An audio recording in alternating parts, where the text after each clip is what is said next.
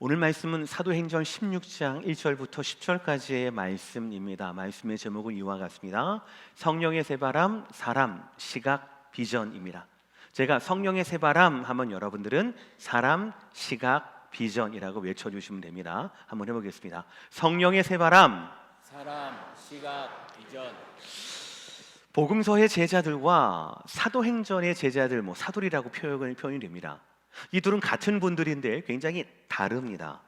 그 다른 기점이 언제냐면 바로 사도행전 1장과 2장에서부터 변화가 나타납니다. 여러분 너무 사모하시는 사도행전 1장 8절에서 예수님께서 제자들에게 약속 및 명령을 하십니다. 약속은 성령이 너희에게 임하실 거야 라는 약속이었습니다. 명령은 성령이 임하시면 너희가 권능을 받고 세상 끝까지 가서 복음 전파의 사명을 감당해야 된다라는 말씀이었어요. 즉 예수님의 예언, 성령 임재에 대한 예언, 그리고 그 명령, 이 말씀을 하신 이후 예수님은 1장 9절의 말씀, 이 말씀을 마치시고 그들이 보는데 올려져 가시니 구름이 그를 가리어 보이지 않게 하더라라고 되어 있습니다. 그러니까 당시 사도행전 1장 현장에 있었던 제자들은 전무후무한 세상에 다시 없을 기적을 목격한 분들입니다. 지난 40일 동안 죽었다가 부활하신 예수님을 눈으로 뵙고 말씀을 듣고 식사도 같이 함께 했던 놀라운 경험을 한 분들입니다. 그뿐만이 아닙니다. 오늘 1장 9절의 말씀처럼 예수님의 말씀과 약속을 듣고 그 눈보대 그 자리에서 그대로 예수님이 구름으로 말미암아 승천하신 이 모습을 그대로 본 경험한 사람, 세상에 다시 없는 기적을 경험한 분이 바로 이 사도행전의 제자들이라는 것이죠. 그러니까 누구도 경험할 수 없는, 사실 우리도 참 사모하는 것 아니겠습니까? 누구도 경험할 수 없는 정말로 지상 최대의 기적을 경험을 했지만 여전히 그들은 무력한 제자 공동체였습니다. 사도라고 말할 수가 없는 분들이었습니다. 다만 그분들이 어떤 계기를 통하여서 사도가 되느냐, 어떤 계기를 통하여서 우리에게 익숙한, 즉 복음을 위해 목숨을 아끼지 않는, 그리고 복음을 위해 각종 기사와 이적을 행하는 진짜 예수님처럼 말씀하시고 예수님처럼 행하는 그런 사도들이 되느냐, 그것은 바로 사도행전 2장의 사건이었습니다. 기적 때문이 아니라 주님께서 말씀하셨던 성령이 임하시면이라고 하는 그 임하시면이라는 그 약속을 받고, 약속을 믿고, 약속을 기다린 결과 약속의 성취로 말미암아 그들은 제자, 무기력한 복음서의 제자가 아니라 권능이 충만한 사도행전의 사도들이 되었다라는 것이죠. 그 사건이 사도행전 2장에 나옵니다. 그들은 기적이 아니었습니다. 약속이었습니다. 약속대로 말씀이 이루어졌고 약속대로 그 권능으로 말미암아 각종 예수님께서 행하시는 일과 예수님의 복음 선포를 제자들은 사도의 이름으로 행하게 됩니다. 그 역사가 바로 사도행전이에요. 그래서 많은 분들은 사도행전을 성령행전이라고 이야기를 합니다. 왜냐하면 사도행전 1장과 2장처럼 성령 하나님에 대한 약속과 성취로 사도행전이 시작이 됩니다. 그것으로 말미암아 베드로가 이 땅에 교회를 세웁니다. 그것으로 말미암아 사도 바울이 이 나라 가운데, 전 세계 땅끝 가운데 복음을 전하는 선교의 역사가 일어난다라는 것이죠. 사람은 다르지만 그 사람을 불러일으키고 그 사람을 무장시킨 것, 그 원동력은 같은 성령 하나님의 역사였다라는 것이죠. 그러니 사도행전을 보면은 우리 성령의 새바람을 볼 수가 있습니다. 그 성령의 새바람이 새 시대를, 새 사람을, 새 비전을 이 땅 가운데 가져다 주었다라는 것이에요. 오늘 본문은 16장입니다. 그런데 15장에는 예루살렘 공의회라고 하는 공회가 등장합니다. 그 이후 16장에서 17, 18장까지가 사도 바울 일행의 2차 전도 여행이 나옵니다. 그런데 선교팀이 조금 달라집니다. 1차 때는 바울과 더불어 바나바가 팀워크를 이루게 되었습니다. 그런데 2차 때는 바울과 바나바 대신에 실라라고 하는 분이 팀을 이루게 됩니다. 이분들이 계획을 해서 그래, 가보니까 너는 여기가 좋겠구나, 나는 여기를 택할게 라고 해서 회의해서 기도해서 적정하게 분배한 것이 아니었습니다. 15장 맨 마지막에 나오지만 바나바의 조카인 마가 요한이라는 청년이 있었는데 그 청년이 1차 전도 여행 때 동행하게 됩니다. 그러나 무리를 일으키게 됩니다. 그런데 그 청년이 또다시 2차 전도 여행에 동참하겠다라는 겁니다. 그에 대해서 사도 바울은 금지시킵니다. 그럴 수 없다라는 거예요. 그래서 그 일로 말미암아 바울과 바나바가 심히 다투게 됩니다. 그냥 이견이나 갈등 정도가 아니라 심히 다투게 되고 그래서 결국 분열하게 됩니다. 결국 이 둘이 헤어져서 2차 선교팀은 두 팀이 되고 맙니다. 근데 재미있는 것이 있습니다. 신기한 것이 있습니다. 사람은 다투었습니다. 사람은 헤어졌습니다. 그러나 성령께서는 바울팀에게도 성령의 새바람을 주시고 바나바 팀에게도 성령의 새바람을 주셔서 선교팀이 나뉘어지는 것이 아니라 배가가 되게 하시고 각각의 영역에서 필요한 하나님의 사역을 하게 하셨다라는 것이죠. 이 또한 하나님의 섭리입니다. 왜냐하면 성령 하나님께서 두 팀 모두 모든 팀원들 가운데 그 모두를 품으시고 그 모든 발걸음을 선으로 이끄셨기 때문이라는 것이죠. 바라기는 사랑하는 성도 여러분, 새로운 시대 가운데 하나님께서 우리에게 부어주실 새로운 성령의 새바람을 저와 여러분이 오늘 말씀대로 소원하고 소망하는 이 시간 되시기를 주의 이름으로 축복합니다. 그래서 우리를 위한 새바람이 아니라 하나님과 하나님의 나라와 그 영광을 위한 새바람을 우리가 간절히 기다리고 그 바람을 맞을 수 있는 저와 여러분 모두가 되시기를 주의 이름으로 축복합니다. 그렇다면 사도행전 16장에 나와 있는 이 성령의 새바람 세 가지 효과를 가지고 있는데 첫 번째는 이것입니다. 성령의 새바람은 무엇을 주신다고요? 새 사람을 주십니다. 새바람은 새 사람을 주신다라는 겁니다. 그분이 누구일까요? 오늘 보면 1절 2절입니다. 다 함께 읽겠습니다. 시작. 바울이 더베와 루스드라에도 이름에 거기 디모데라 하는 제자가 있으니 그 어머니는 믿는 여자요 아버지는 헬라인이라. 디모데는 루스라와 이고니온에 있는 형제들에게 칭찬받는 자니. 성령의 새바람이 만나게 하신 분은 바로 이 디모데라고 하는 분입니다. 너무나 유명한 사역자이지요. 친근합니다. 굉장히 어린 분이에요. 근데 그의 스펙보다도 그를 만난 곳이 좀 중요합니다. 어디서 만났냐면 보면 더베와 루스드라에 이르렀어요. 사도 바울 일행이. 그렇죠? 바울과 실라가 거기에 이르렀습니다. 거기에서 디모데라 하고 하는 제자를 만나게 됩니다. 그런데 이 더베, 특히 더베루스라고 하는 이 지역이 좀 중요한데요. 왜냐하면 이것은 바울에게 잊을래야 잊을 수 없는 도시였기 때문에 그렇습니다. 먼저는 개인적으로는 바울의 고향인 다소와 여기가 가깝게 있습니다. 그러니까 바울에게는 좀 익숙한 곳이기도 하지요. 근데 더 중요한 게 있는데요. 1차 전도 여행 당시에 바울이 이 더베라고 하는 곳에서 어떤 일이 있었냐면요, 다리를 저는 분을 고치게 됩니다. 치유를 하게 돼요. 그러니까 의원들이 못 고치던 사람을 치유를 하게 되니까 그 성에 있던 사람들이 바울을 살아있는 신으로 추앙을 하게 됩니다. 이 추앙만 일어나는 게 아니에요. 동시에 유대인들의 선동에 의하여 바울이 돌에 맞는 핍박을 당하게 됩니다.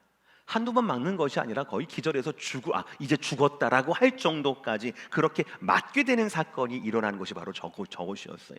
14장 19, 20절의 말씀입니다. 유대인들이 안디옥과 이고니온에서 와서 무리를 충동하니 그들이 돌로 바울을 쳐서 죽은 줄로 알고 시외로 끌어내치니라. 제자들이 둘러섰을 때에 바울이 일어나 그 성에 들어갔다가 이튿날 바나바와 함께 어디로 갔다고요? 더베로 갔다요. 디모데를 만났던 바로 그 더베로 갔다라는 겁니다. 그러니까 오늘 성령의 새바람이 새롭게 만나게 하신 그 디모데의 입장에서 보면 먼저는 16장에 의하면 디모데는 제자로 소개가 됩니다. 그리고 칭찬받는 자다라는 것입니다. 그는 젊은 그리스도입니다. 신실한 제자입니다. 즉 앞날이 창창해요. 앞날이 창창한 사람입니다. 그는 제자로 소문났기 때문에 아마 자기 동네에서 사도 바울이 1차 여행 때 어떤 역사를 일으켰는지, 어떤 말씀을 했는지 제자이자 칭찬받았던 젊은 제자인 이 디모데는 다 알았을 겁니다. 그를 통해서 아마도 바울을 1차 전도 여행에서의 그 사역 위대함을 보고 동경했을지도 모르겠습니다. 그러나 자기 동네에 이르른 소문은, 그가 들었던 이 소문은 사도 바울이 병자를 일으키고 놀라운 하나님 말씀을 전했다라고 하는 것만이 아니었습니다. 그랬다가 유대인들의 선동에 의해서 이 바울 선생님이 돌에 맞았대, 죽을 지경에까지 이르렀대 라고 하는 소식까지 같이 들었던 거예요. 그러니까 디모데에게 있어서 사도 바울을 선택해서 사도 바울의 픽업에 순종해서 같이 따라 나선다, 사도 바울을 멘토로 스승으로 모시면서 그렇게 삶을 살아간다, 이제는 젊은이 디모데가 아니라 이제는 사역자 디모데가 된다, 사도 바울의 선교팀의 일원이 된다라고 하는 것은 굉장히 큰 결단이었다라는 것이죠. 이 사역에 대한 가치, 사역에 대한 영적인 의미, 이런 것만이 있는 것이 아니라 사역을 하게 되면 사도 바울 선생님처럼 돌에 맞을 수도 있구나, 죽을 위경까지 있을 수도 있구나라고 하는 것을 그는 처음부터 알았다라는 것이죠.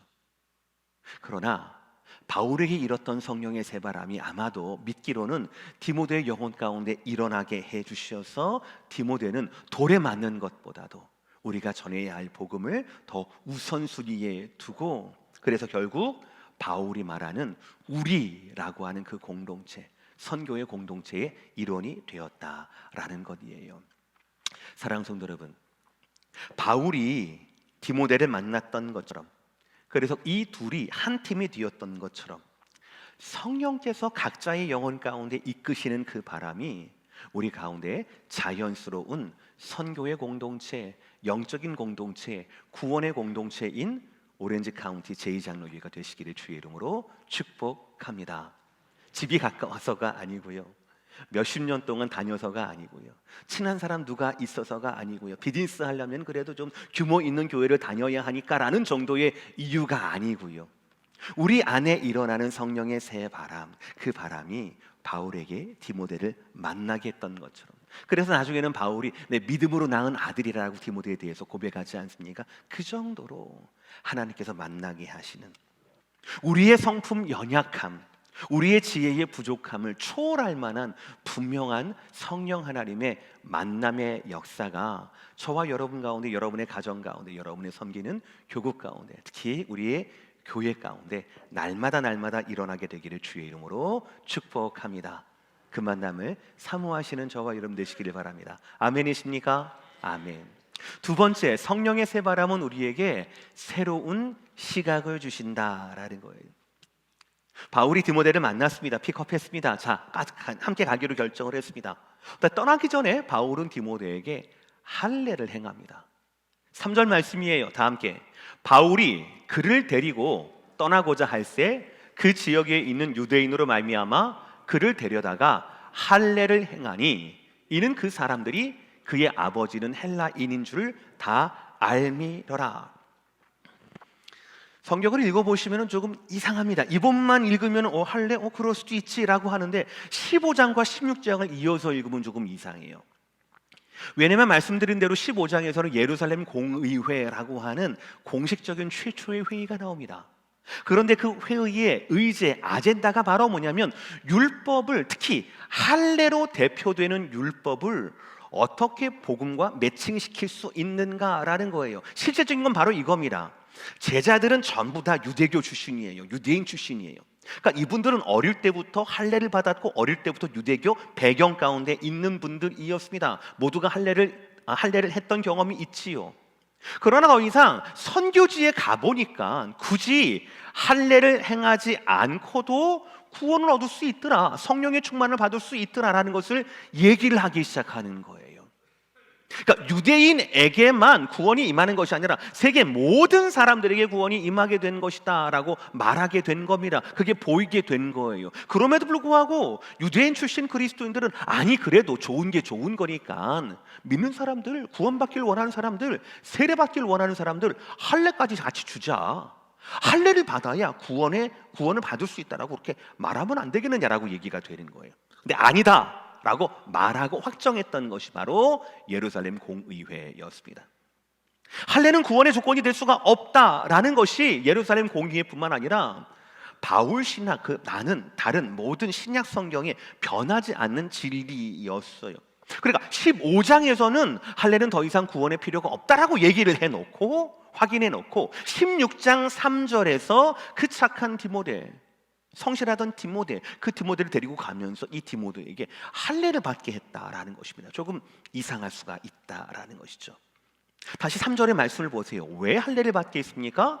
그 지역에 있는 유대인으로 말미암아 그를 데려다가 할례를 행하니, 왜냐하면 이는 그 사람들, 즉 그 지역에 있는 동네에 있는 유대인들이 디모데의 아버지가 헬라인인 줄을 알았다라는 것이에요. 그러니까 루스드라 근처에 있었던 이 유대인들은 디모데의 어머니가 누구인지, 디모데의 아버지가 누구인지를 알았다라는 겁니다. 어머니는 유대인이었어요. 그런데 아버지는 헬라인이었거든요. 아시겠지만 유대인 민족들은요, 목의 유전 전통이 굉장히 강합니다. 그러니까 어머니가 유대인이면 그 아들도 유대인으로 취급이 되는 거예요. 적어도 유대인 커뮤니티 안에서는 말이죠. 이를 잘 알고 있던 동네의 유대인들은요, 나중에라도 야, 너는 너네 어머니가 유대인인데 너는 왜 할례를 받지 않았느냐라고 꼬투리를 잡을 수 있다라는 겁니다. 왜냐하면 성경에 나와 있는 사도 바울의 선교 전략이 있었습니다. 어디를 가든지 그 가는 곳곳마다 유대인들이 모여 사는 교육관 같은 회당이 있었거든요. 사도 바울은 가장 먼저 회당에 들렀습니다. 회당에는 유대교 출신 디아스포라가 있었고요, 이방인이었지만 유대교에 굉장히 관심을 가지고 있는 경건한 이방인들도 있었거든요. 그 사람들은 구약에 대해서, 야훼 하나님에 대해서 굉장히 친숙하고 친근했습니다. 그러니까 그들에게 복음을 전하기 시작한 거거든요. 이것이 바로 사도 바울의 선교 전략이었습니다. 그러니까 바울과 함께 디모데는 가는 곳마다 새로운 도시에 가게 되면 회당에 들어갈게 됩니다. 회당에 가서 유대교 출신이나 유대교에 친근한 사람들에게 복음을 전하기 시작할 겁니다. 그런데 그때 디모데의 아버지가 이방인이라는 것을 아는 유대인들이 쫓아와서 시비를 걸면 안 된다라는 겁니다.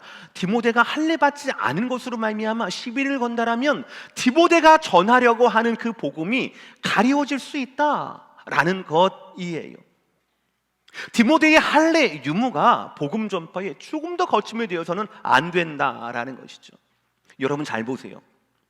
지금 공식적으로는 신학의 흐름은 사도행전 15장과 16장이 조금 다른 겁니다. 그러나 성령의 새 바람은 모든 사도 바울과 사도 바울 일행에게 새로운 시각을 가져다 주었습니다.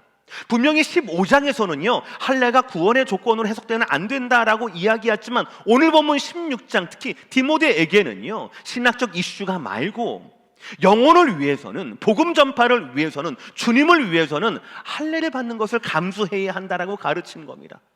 게다가 디모데 입장에서 보세요. 이미 성인입니다. 어릴 때 남짓 8일 만에 유대 애기들은 다 할례를 행하지만 그때는 감각이 잘 없고 잘 몰라요.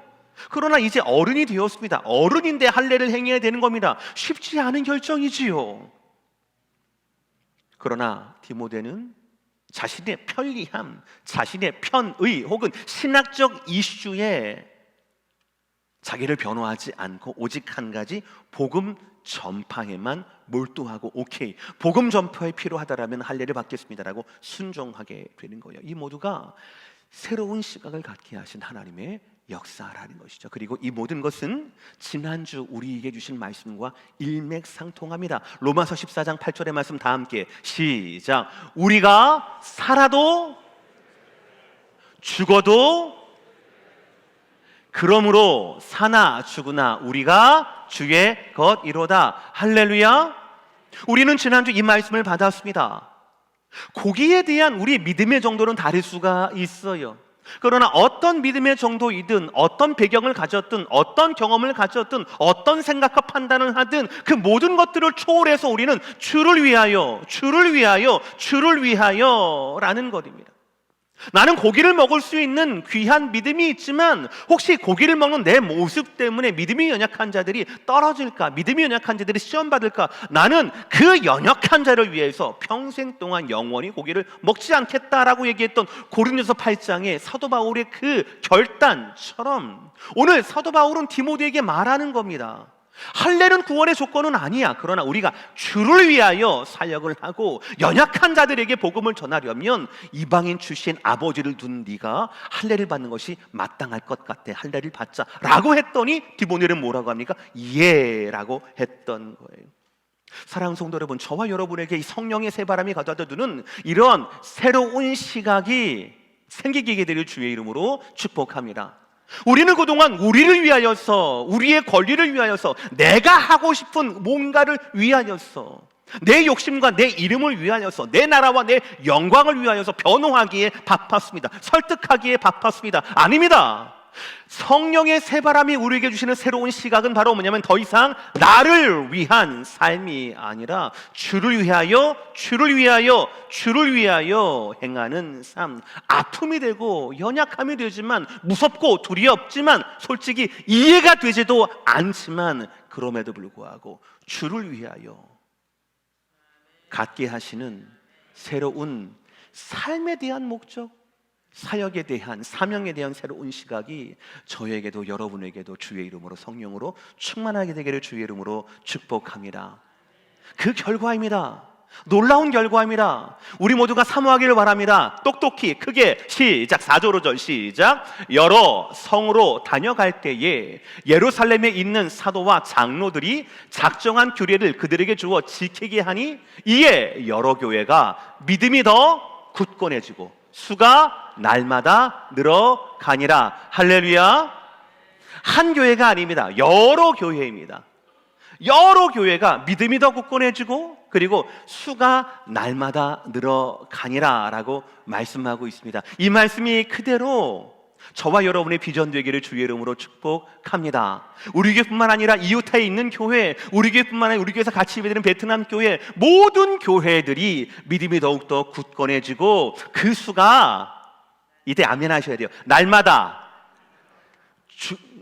주마다가 아니라, 월마다가 아니라 1년을 더 벌으니까 이 정도 됐네, 이게 아니라 날마다 그 믿는 자의 수가 더하게 되는 놀라운 부흥이 우리의 교회에도, 여러분 자녀의 교회에도, 친척의 교회에도, 이 땅의 남가주 모든 교회 가운데 함께하게 되기를 주의 이름으로 축복합니다. 새로운 시각이 무엇입니까? 이 사역을 위해서 우리가 고쳐야 할, 이 사역을 위해서 우리가 헌신해야 할, 이 사역을 위해서 우리가 포기해야 할 그 무언가, 주님을 위하여 내가 포기해야 할 그 무언가, 주님을 위하여 내가 내려놓아야 할 그 무언가, 이것이 바로 새바람이 우리에게 불러일으키는 새로운 시각이다라는 것입니다.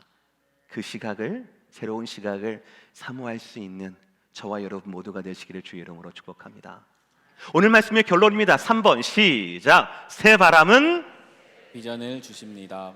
이렇게 복음이 전해졌습니다. 교회가 굳건해졌습니다. 한 교회가 아니라 여러 교회가 굳건해졌습니다. 더 이상 좋을 수가 없을 정도의 풍요로움과 부요함과 부흥입니다. 그런데 성령께서 그들의 발걸음을 멈추게 하셔요. 6절, 성령이 아시아에서 말씀을 전하지 못하게 하시거늘. 그냥 두면 되는데 성령께서 멈추게 하신다라는 거예요. 그 다음 그들이 부르기아와 갈라디아 땅으로 다녀가 무시아 앞에 이르러 비두니아로 가고자 애쓰되 예수의 영이 허락하지 아니하시는지라. 2번이나. 원래 지금 2차 전도 여행의 목적과 계획은요, 1차 때 다녔던 교회를 다시 방문하는 겁니다. 1차 때 뿌렸던 그 복음의 씨앗이 지금 잘 자라고 있는지, 리더십은 잘 세워져 있는지, 교회는 평안한지를 다시 보는 겁니다. 당연하지 않겠습니까, 여러분들? 당연하지요. 15장 36절, 며칠 후에 바울이 바나바더러 말하되 우리가 주의 말씀을 전한 각 성으로 다시 가서 형제들이 어떠한가 방문하자. 이것이 바로 2차 전도 여행에 대한 계획이었어요. 그렇게 했습니다. 그리고 어느 정도까지는 디모데도 만나게 되고요, 어느 정도까지는 교회가 굳건하게 되고요, 또 어느 정도까지는 사람들의 수가 다 늘게 되었습니다. 그것도 위클리가 아니라 먼슬리가 아니라 날마다, 데일리 그렇게 됐다라는 것이지요. 잘 되는 것 같습니다. 부흥이 되는 것 같습니다. 하나님 뜻에 순종했더니 이러한 은혜를 맛보게 되네요 라고 찬송하고 있습니다. 그러나 성령이 막으시는 거예요. 안 돼서 막으시는 것이 아니라 잘 된데도 막으시는 겁니다. 그리고 막혔던 그들의 발걸음 가운데 하나님은 다시 환상을 주십니다. 영어 성경에서는 비전이라고 표현되어 있습니다. 9절과 10절의 말씀 마지막 다 함께 시작. 밤에 환상이 바울에게 보이니 마게도냐 사람 하나가 서서 그에게 청하여 이르되 마게도냐로 건너와서 우리를 도우라 하거늘 바울이 그 환상을 보았을 때 우리가 곧 마게도냐로 떠나기를 힘쓰니 이는 하나님이 저 사람들에게 복음을 전하라고 우리를 부르신 줄로 인정함이로라. 할렐루야. 첫 번째 단어 9절 첫 번째 단어 보세요. 밤에. 헬라 성경에는 저기 정관사가 붙어 있어요. 그 밤에예요. 그 밤에.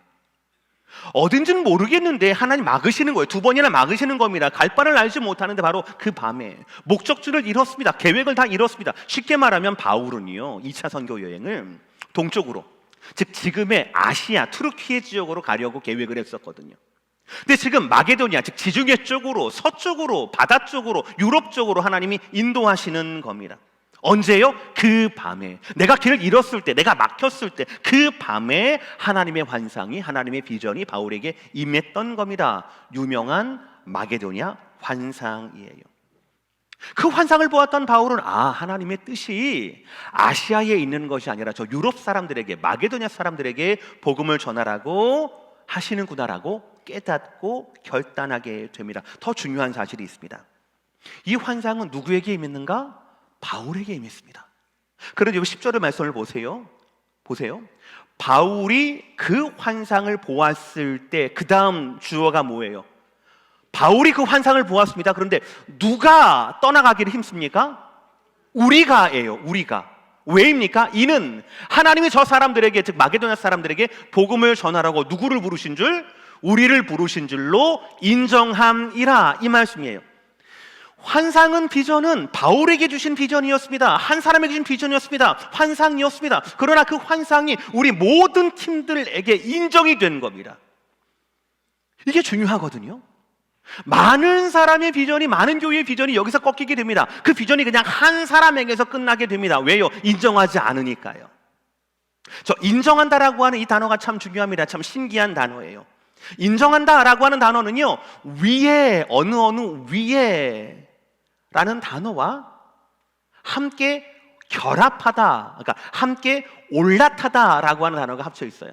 어디 위에 함께 올라타다라는 겁니다. 그러니까 이게 결합되어서 함께 간다라는 것입니다. 바울을 포함한 선교팀 일행 중에서는요, 유럽을 경험한 사람이 얼마나 있었을까요? 잘 모르겠습니다. 마게도니아에 익숙한 사람이 얼마나 있었을까요? 잘 모르겠습니다. 그들에게 아시아는 익숙한 곳이었습니다. 고향하고도 가깝고요. 그러나 이 유럽 쪽은요, 너무 무섭고 떨리고 익숙하지 않은 곳이었습니다. 그런데 하나님은 이분들의 발걸음을 유럽 쪽으로 옮기시기를 원하는 겁니다. 그러나 만약에요, 하나님께서 바울에게만 환상을 허락하지 않고요, 그 팀원들 모두에게, 바울도 디모데도 신라도 누구에게, 모든 사람에게 같은 환상을 보게 하신다든지, 아니면 기도할 때 하나님께서 같은 하늘의 음성으로 야 이제는 마게도냐로 와라 이렇게 하셨으면 얼마나 바울 입장에서는 편했을까요? 설득하지 않아도 되니까요. 설득하지 않아. 하나님 나에게 이런 꿈을 주셨어, 나에게 이런 비전을 주셨어. 그러니까 우리는 일로 가야 돼. 우리가 계획했던 아시아가 아니라, 계획하진 않았지만 하나님이 우리를 부르신 비전대로 우리는 유럽으로 가야 돼. 하나님은 바울 한 사람에게 비전을 주시고 다른 사람들은 바울의 비전에 순종하게 됩니다. 바울에게 순종하는 것이 아닙니다. 바울에게 주신 비전에 대해서 순종하게 되었다라는 것이에요. 성령의 새 바람은요, 성령의 공동체에게 새 비전을 주십니다. 원래 세우고 원래 익숙하고 이 정도면 가능성이 있지 않을까라고 하는 그런 것이 아니라 전혀 새로운 비전을 성령의 사람을 통하여서 성령은 불어넣어 주신다라는 거예요. 이러한 성령 하나님의 발걸음과 성령 하나님의 과정 가운데 공통된 특징이 있습니다. 그것이 바로 뭐냐면요, 순종으로 자연스러운 걸음을 걷는다라는 겁니다. 따라합시다. 순종으로 자연스러운 걸음을 걷습니다. 새로운 땅이지만, 익숙하지 않는 땅이지만 순종함으로 말미암아 자연스러운 걸음을 걷는 거예요. 아까 전에 첫 번째 대제에서 봤죠, 디모데. 나는 내 육체적으로 개인적으로 신학적으로 동의가 되지 않든 동의가 되든 간에 복음 전파를 위해서 할례를 행해야 한다라면 순종하는 거예요. 그것이 디모데의 순종이었습니다. 바울의 입장에서 볼까요? 바울이 지금 계획한 대로 순종을 해야 되지 않습니까? 바울이 계획한 대로 예상한 대로 사역이 되어야 되는 거예요. 그러나 하나님이 그 바울에게 새로운 비전을 허락하시는 겁니다. 그렇다면 바울은 첫 번째 무엇에 순종해야 됩니까? 자기가 가지고 있었던, 자기에게 익숙했던, 자기가 경험했던, 계획했던 이 모든 것들을 부정해야 되는 거예요. 그 모든 것에서 벗어나야 되는 겁니다. 예, 하나님, 이건 저의 계획이었습니다. 하나님의 새로운 비전을 내가 붙들겠습니다 라고 하는 게 바로 바울의 순종이었다고요. 그뿐만이겠습니까? 인정했던 바울 한 사람의 비전을 모두의 비전으로, 우리의 비전으로 인정하고 마게도냐로 떠나기를 힘썼던 다른 팀원들의 순종, 디모데의 순종, 바울의 순종, 다른 팀원들의 순종, 성령 하나님이 불어주시는 그 새로운 바람은 우리에게 새로운 비전을 주시는데 그 비전이 이루어지기 위해서는 순종함으로 이루어지는 자연스러운 한 걸음 한 걸음이 바로 저와 여러분께 필요하다라는 사실입니다. 믿으시면 아멘 하시길 바랍니다. 오늘 말씀 마무리하겠습니다. 오늘 바울을 부르신 것도 성령이었습니다. 우리도 마찬가지입니다. 여러분이 오늘 예배의 자리에 지난주에 있었으니까 1년 전에 있었으니까 5년 전, 10년 전, 20년 전, 30년 전, 40년 전, 47년 동안 이 자리는 내 예배 자리니까 아니요. 아닙니다. 하나님이 손이 아니면, 성령이 부르심이 아니면 그 누구도 예수님을 주라고 부를 수가 없다라고 말씀하시거든요. 이 시간 저와 여러분에게 예배를 허락하시고 이 마음을 뜨겁게 하시는 분은 분명 성령 하나님의 역사이십니다. 2000년 전 바울을 뜨겁게 하셨던 그 성령께서 오늘 저와 여러분 가운데 임재하고 충만케 하고 계시다라는 것이에요. 바울의 발걸음을 인도하신 것도 성령 하나님이셨습니다. 저와 여러분 발걸음도 마찬가지예요.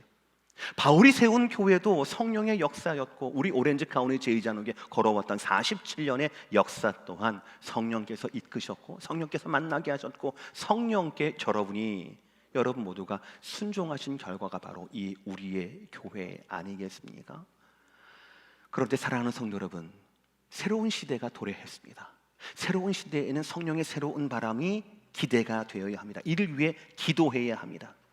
이제 이 시대는요 결코 우리가 가만히 있어서는 안 되는 시대가 되었습니다. 소리쳐야 합니다. 결단해야 합니다. 더 물러설 수 없는 시대가 왔습니다. 지지난주 말씀처럼 겉옷을 팔아서 이제는 검을 사야 할 그런 시대가 바로 저와 여러분이 살고 있다라는 것이죠. 성령의 새 바람은 새 사람을 불러 일으킵니다. 디모데처럼 칭찬받는 믿음의 사람들이 필요합니다. 다음 세대를 위해서 사역할 새로운 일꾼들이 필요합니다. 여러분 모두에게 권면합니다. 선포합니다. 가장 먼저 여러분이 누군가의 바울이 되시고 누군가의 디모데가 되시기를 주의 이름으로 축복합니다. 그리고 여러분의 자녀가 누군가의 또 다음 세대를 위한 디모데가 되시기를, 그런 디모데를 이끌 수 있는 거짓 없는 믿음의 소유자가 여러분 모두가 되시기를 주의 이름으로 축복합니다. 두 번째, 성령의 새 바람은 우리에게 새로운 시각을 일깨워 주십니다. 복음 전도를 위해서는 내 무엇이라도 아끼지 않는 새로운 시각이 필요하다라는 거예요. 우리의 세대와 우리의 문화에 익숙한 것이 아니라, 교회만을 위한 교회가 아니라 새 시대에 그야말로 복음을 위해서 필요한, 복음을 전하기 위해서는 무엇도 아끼지 않을 수 있는 새로운 시각이 필요하다라는 것입니다. 할례를 통해서 구원이 아니라 할례를 통해서 복음의 거리낌을 치워버리게 되는 그런 시각이 저와 여러분에게도 필요하다. 그런 결단이 필요하다라는 말씀이에요. 마지막 세 번째, 우리의 성령의 새 바람은 우리에게 새로운 비전을 가져다 줄 것입니다. 한 번도 가보지 않았던, 계획하지 못했던, 보지 못했던 마게도냐에 대한 그 발걸음을 하나님은 한 사람의 비전을 통하여, 바울의 비전을 통하여서 이끌게 하셨습니다. 모두의 순종이 있었기에 자연스러운 발걸음이었겠죠. 사랑하는 성도 여러분, 여러분의 교구가, 여러분의 가정이, 여러분의 영혼이, 그리고 또 우리 오렌지 카운티 제2장로 교회가 순도 100% 성령 하나님의 작품, 그 비전에 순종하고 그 비전에 올라타는, 인정할 수 있는 믿음이 저와 여러분께 준비되게 되기를 예수 그리스도의 이름으로 축복합니다. 성령의 새로운 바람, 사람을 불러 일으키고 시각을 뜨게 해주시고 우리에게 비전을 전해주실 성령의 새바람을 위해서 우리도 함께 기도하고 기대하는 저와 여러분 모두가 되시기를 주의 이름으로 축복합니다. 기도하십시오.